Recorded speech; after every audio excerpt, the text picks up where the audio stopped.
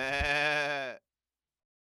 Marvel's The Punisher is the latest Netflix original Marvel adaptation starring Jon Bernthal reprising his role as Frank Castle, the Punisher, Ebon Moss-Bachrach as David Lieberman, Ben Barnes, Amber Rose Reva, Daniel Weber, and Deborah Ann Wall reprising her role as Karen Page from the Daredevil series. Steve Lightfoot is the showrunner of this Punisher series. He's relatively unknown as far as I go. I know that he did a lot of work on Hannibal, which I liked quite a bit. The show focuses around Jon Bernthal reprising his role from Daredevil Season 2 as Frank Castle, the Punisher. So is this the best Marvel adaptation that we've seen on Netflix so far? Well, let's dive into it. So from Daredevil to Jessica Jones to Luke Cage to Iron Fist and then The Defenders, Jon Bernthal's rendition of the character actually debuted in Daredevil Season 2. If you have not seen that season, that series is fantastic and he is absolutely electric in it. Watching this show, I thought to myself, wow, this show is taking a lot of risks. This is not just a brainless shoot-'em-up show. There's definitely an underlying commentary about, soldiers and PTSD and all that. Very well portrayed by Daniel Weber, the character of Lewis Wilson. The character in the show is a younger vet that has come back from Afghanistan and has done horrific things overseas and just cannot find, his place in the real world anymore. I first saw him and I think it's called 11/23/60 something, whatever the Stephen King adaptation was about the Kennedy assassination. He actually played the assassin. This actor does kind of tortured American very well, and his performance came across very organic as well. Is the show perfect? Of course not by any means. I really commend the show to have that kind of commentary, even though it kind of dragged on a little bit and seemed a little ham-fisted at times. Let's talk about the one connective tissue to the other Marvel shows, and that was Karen Page, played by Deborah Ann Wall. Daredevil Season 2, she was the character that kind of felt for Frank the most and was one of the only ones that was on his side. So I really love the dynamic between Karen Page and Frank Castle in this season. It picks up right where it left off from Daredevil Season 2, and you could just see that these two characters genuinely care for each other. The character David Lieberman, aka Micro, played by Ebon Moss-Bachrach, he is, I guess you could say, the comic relief, even though his story is so tragic. He does have, I guess you would say, like the one-liners of the show, but nothing feels forced. The levity doesn't feel forced. There's no jokes that are just kind of thrown in. The character David Lieberman just says funny things organically sometimes, because in a high-tension, stressful situation like everyone finds themselves in this show, in reality, there is going to be moments of levity and nervous jokes. Let's talk about the character of Billy Russo, played by Ben Barnes. Woo, this guy is freaking Prince Caspian from Chronicles of Narnia, right? Ben Barnes was not on my radar before this series, really. I know he's in Westworld, but I didn't finish that because mostly it was boring as hell.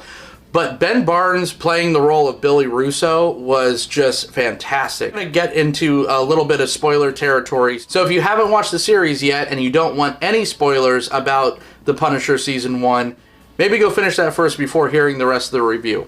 So halfway through, Billy Russo and Frank Castle are best friends. This is a complete shift from the comic book origin story of Billy Russo, aka Jigsaw. From what I heard in interviews with Ben Barnes, that he didn't even know halfway through shooting about the eventual heel turn. For the first half of the series, Billy Russo looks legitimately saddened that his best friend is gone. I think makes the heel turn even sweeter. Marvel's had bad history with villains, whether it be in the movies or the Netflix series, Vincent D'Onofrio excluded as the Kingpin, but Ben Barnes' portrayal of Billy Russo so heart-wrenching, and you know where he came from, and you know the motivations. I've heard a lot of rumblings that maybe the motivations to turn heel were kind of abrupt and kind of out of character, but you could tell from his beginnings that he would be easily tempted by something such as material things and just being, feeling wanted.